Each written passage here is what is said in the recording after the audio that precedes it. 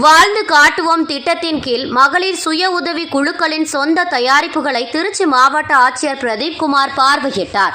தமிழ்நாடு அரசு உலக வங்கி நிதி உதவியுடன் ஊரக வளர்ச்சி மற்றும் ஊராட்சி துறையின் மூலம் செயல்படுத்தி வரும் வாழ்ந்து காட்டுவோம் திட்டம் ஊரக தொழில்களை மேம்படுத்துதல், வேலைவாய்ப்பு மற்றும் நிதி சேவைகளுக்கு வழிவகுத்தல் என்ற நோக்கத்தை அடிப்படையாக கொண்டு செயல்படுத்தப்பட்டு வருகின்றது.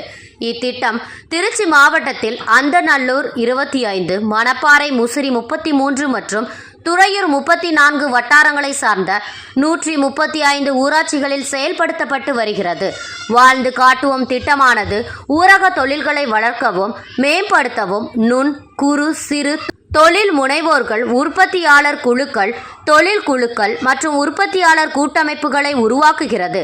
இத்திட்டம் சமுதாய திறன் பள்ளிகள் மற்றும் சமுதாய பண்ணை பள்ளிகள் மூலம் திறன் வளர்ப்பிற்கு ஆதரவு தருகிறது.